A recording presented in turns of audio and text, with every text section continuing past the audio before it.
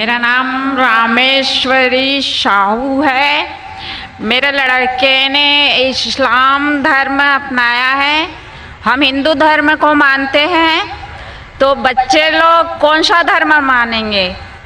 بہن کا سوال ہے کہ وہ ہندو دھرم میں مانتی ہے, تو بچے لوگ کون سے دھرم میں مانیں گے؟ آپ نے کہا لڑکے نے اسلام دھرم سے شادی کر لی ہے.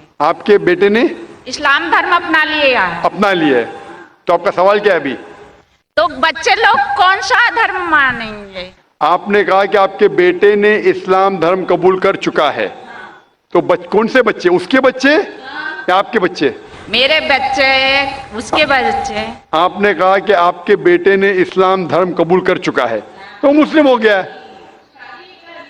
شادی کر لی ہے, اسلام دھرم قبول کر چکا ہے, اس کے بچے کیا دھرم مانیں گے؟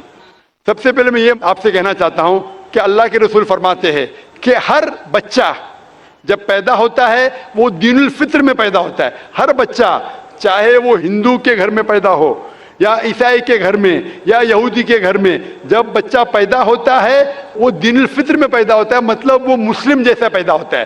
مسلم کے معنی, جیسے میں نے کہا ہے, مسلم کے معنی اپنی زندگی اللہ کے احکام کے مطابق بسر کرنا. تو جب بچہ پیدا ہوتا ہے اس کی ساری خواہش اللہ کے مطابق ہے.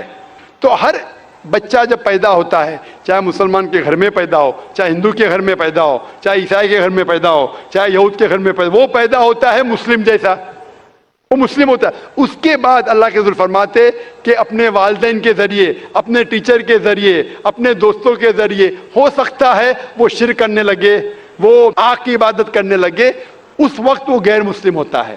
اسی لیے اگر کوئی غیر مسلم بنتا ہے, convert is a wrong word. Convert کہنا غلط لفظ ہے. کنورٹ مطلب ایک طریقے سے دوسرے طریقے جانا.